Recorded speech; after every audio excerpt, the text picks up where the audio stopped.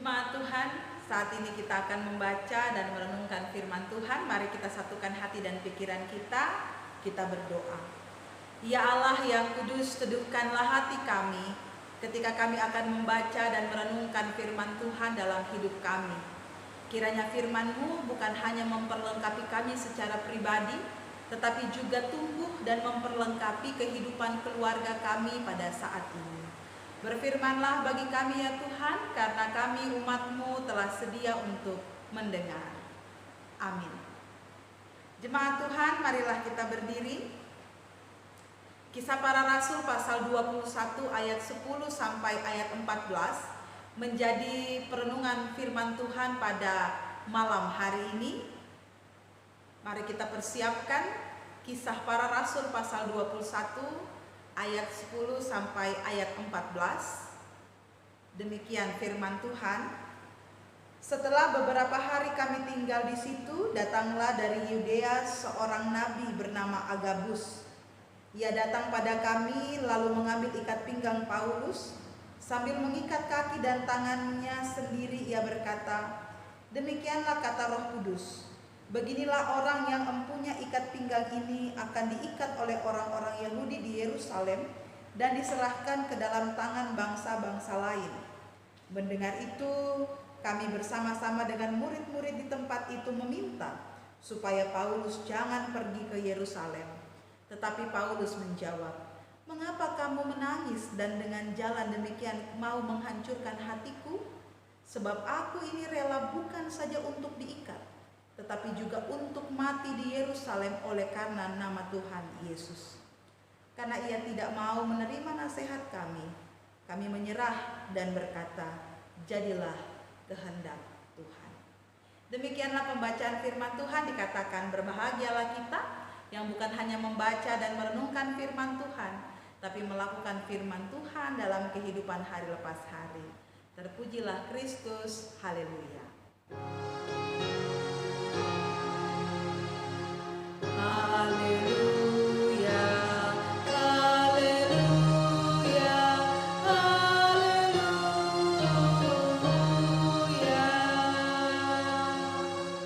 Dipersilahkan duduk kembali. Selamat malam jemaat yang diberkati Tuhan. Dengan penuh harapan, saya berharap bahwa Bapak Ibu bersama dengan keluarga berada dalam keadaan yang sehat dan juga penuh dengan sukacita. Pada malam hari ini firman Tuhan, kita akan merenungkan tentang perjalanan Rasul Paulus yang kita ketahui ketika ia menjalankan misi pelayanan Allah. Ada begitu banyak kisah-kisah yang unik yang Rasul Paulus hadapi dan jalani di tengah-tengah karya pelayanannya.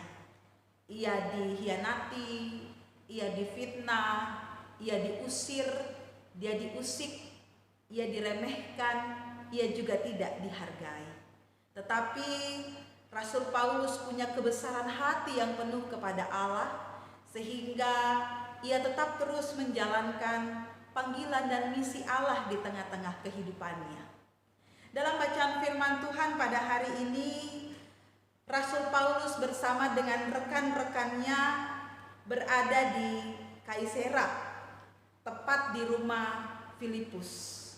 Dan setelah ia tinggal beberapa hari di sana, ia dikunjungi oleh seorang nabi yang bernama Agabus yang membawa sebuah pesan bagi Paulus, di mana nabi dari Yudea itu datang, kemudian ia mengambil ikat pinggang Paulus, ia mengikat tangannya, dan kemudian ia berkata bahwa Roh Kudus telah berpesan kepada Nabi Agabus bahwa Rasul Paulus ketika ia tiba di Yerusalem, ia akan ditangkap dan dimasukkan ke dalam penjara oleh orang-orang Yahudi. Itu kita bisa lihat di dalam ayatnya yang keempat pasal 21 dan juga dalam ayatnya yang ke-11.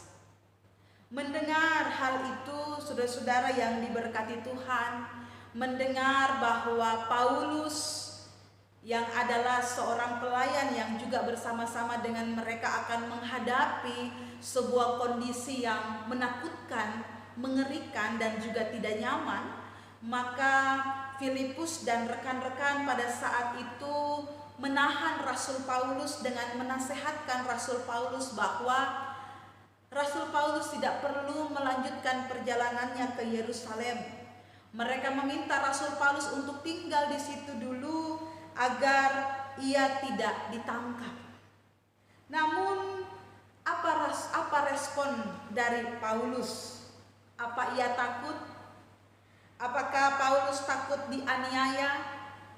Takut dipenjara? Ataukah respon Paulus adalah ia menghindar dan berhenti dalam pelayanannya serta tidak mau lagi untuk memberitakan Injil Allah? Saya mengajak kita semua melihat ayatnya yang ke-13. Respon Paulus kepada rekan-rekannya.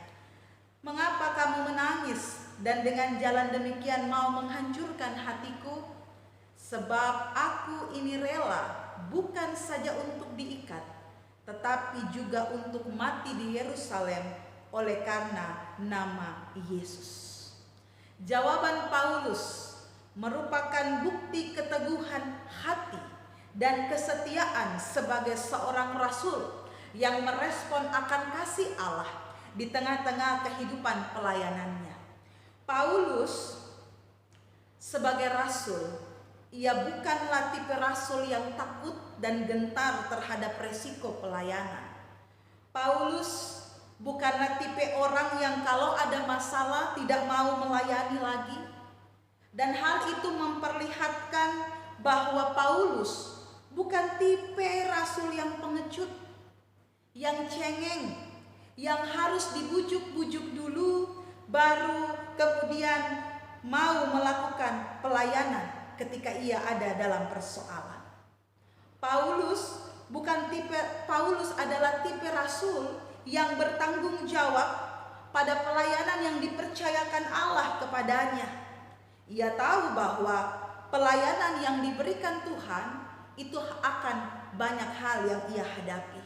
Tetapi ia sangat bertanggung jawab sehingga ia menyelesaikan tanggung jawab itu sampai tuntas, sampai akhir, sampai bahkan ia harus mati. Tetapi ia melakukannya dengan sepenuh hati. Ia tidak melakukannya dengan setengah-setengah. Karena bagi Paulus, ketika ia melayani perjalanan misi yang Allah hadirkan dalam hidupnya, ia siap untuk menyelesaikan dengan konsekuensi apapun. Paulus punya iman, Paulus punya keyakinan, dan keyakinan itu membuat Paulus tetap ada pada komitmen pelayanannya, bahwa apapun yang terjadi, ia siap menanggung resiko dalam melayani Tuhan. Saudara-saudara yang diberkati Tuhan, hal ini juga memperlihatkan integritasnya sebagai seorang pelayan Tuhan. Dan karena keteguhan iman serta integritas pelayanan yang Paulus contohkan kepada rekan-rekan yang lain, maka Filipus dan orang-orang pada saat itu menyerah dan tidak menahan lagi Rasul Paulus. Serta dalam ayat 14 mereka katakan, jadilah kehendak Tuhan. Hal itu juga terlihat bahwa perkataan jadilah kehendak Tuhan yang diungkapkan oleh rekan-rekan pada saat itu, bahwa sebagai murid-murid Yesus, mereka menyadari bahwa dalam melakukan pelayanan dan kesaksian harus ada iman yang siap, harus ada iman yang tangguh untuk menanggung resiko apapun penderitaan yang dihadapi. Karena itu sudah menjadi rencana dan kehendak Allah, bahwa ketika sebagai pelayan mereka meletakkan semuanya kepada kehendak Allah, maka mereka sangat yakin dan mereka sangat mengimani bahwa apapun yang dilakukan di dalam pelayanan dan kesaksian itu, semuanya itu ada di dalam kendali Allah. Semuanya itu ada di dalam rencana Allah. Dan sebagai pelayan serta Paulus, mereka hanya meletakkan hidupnya kepada kehendak dan kuasa Allah. Jemaat yang dikasihi di dalam Tuhan kita Yesus Kristus, Paulus di dalam perkataannya dalam ayat 13b, bahkan ia juga menyerahkan pelayanannya di dalam kehendak Allah. Itu merupakan sebegitu cintanya ia kepada Allah. Ia sangat mencintai Kristus sehingga ia rela mati untuk mengabarkan Injil kepada orang-orang di Yerusalem yang membutuhkannya. Paulus dalam sikapnya, dalam integritasnya, ia meneladani akan Yesus Kristus dalam perjalanan pengorbanan Via Dolorosa, dalam perjalanan salib, dalam jalan penderitaan, bahwa Yesus secara sadar mendanggung penderitaan itu demi menyatakan cinta kasih-Nya bagi kita sebagai manusia. Maka melalui firman Tuhan ini, Rasul Paulus menjadi contoh bagi kita sebagai manusia. Ia sepatutnya melakukan panggilan Tuhan dengan keteguhan iman, dengan rela berkorban, dan ini juga menjadi satu contoh dan pelajaran untuk kita, bahwa ketika Yesus Kristus sangat mengasihi kita, ia rela berkorban di atas kayu salib, maka sepatutnya juga kita sebagai pelayan-pelayan Allah, kita sebagai anak-anak Allah, dalam memenuhi panggilan Allah, kita juga harus rela. Kita juga harus memiliki keteguhan iman dan integritas seperti Paulus. Prinsip Paulus itu juga kita bisa lihat di dalam Filipi pasal 1 ayat 21. Karena bagiku hidup adalah Kristus dan mati adalah keuntungan. Ketika kita hidup di dalam dunia ini untuk Kristus, maka kita akan sedemikian mungkin melakukan yang terbaik di dalam pelayanan kepada Kristus, apapun yang menjadi resiko dan tantangan kehidupan kita. Dan sekalipun kita harus mati karena pelayanan, sekalipun kita harus dianiaya karena kebenaran Injil Kristus, ingatlah, itu adalah keuntungan bagi kita sebagai orang yang percaya. Saudara-saudara yang diberkati di dalam Tuhan kita Yesus Kristus, apa pelajaran iman yang dapat kita petik pada malam hari ini di tengah-tengah hidup keluarga kita? Yang pertama, berserahlah di dalam Tuhan. Dalam kehidupan kita, kita hidup dengan begitu banyak persoalan, kita hidup dengan begitu banyak pergumulan, kita hidup dengan begitu banyak tekanan dalam segi kehidupan kita. Mari kita berserah diri kepada Tuhan. Dan dengan berserah diri kepada Tuhan, hidup kita dibaharui, hidup kita diproses, hidup kita dibentuk, sehingga kita dalam kuasa Roh Kudus dapat menerima kehendak Tuhan, dapat menerima rencana Tuhan di dalam kehidupan kita. Sebagai orang Kristen, sebagai pengikut Kristus, kita tidak dijanjikan untuk jalan yang lurus dan keadaan yang aman. Kita diajarkan untuk menghadapi resiko-resiko yang harus kita hadapi. Tetapi Tuhan menjanjikan kekuatan untuk kita.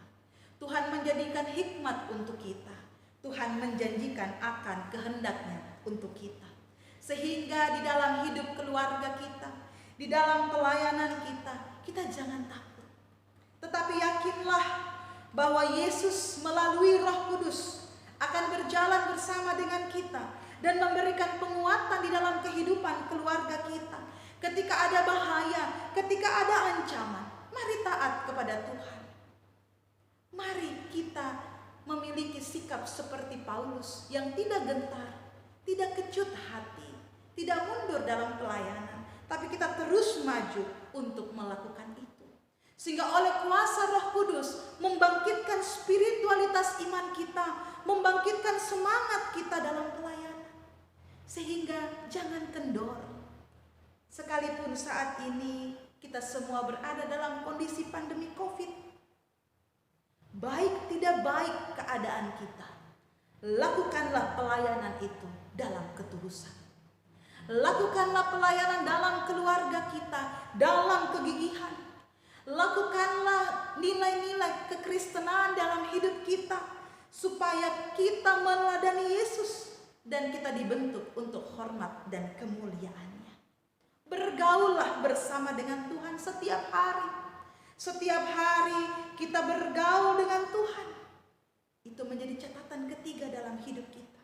Ketika kita bergaul setiap hari kepada Tuhan, perlahan-lahan kuasa Roh Kudus akan memampukan kita untuk mendalami kehendak-kehendak Tuhan dalam hidup kita. Sehingga kita menjadi pribadi yang senantiasa taat dan teguh di dalam iman.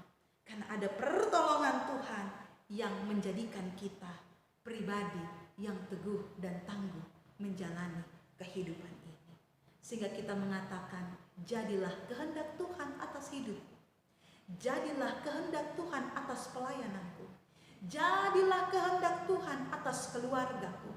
Dan percayalah bahwa kehendak Tuhan dalam hidup kita selalu baik dan penuh janji serta pengharapan. Oleh karena itu, berjuanglah bersama dengan Tuhan.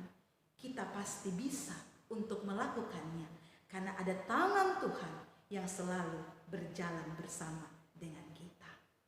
Terpujilah Kristus.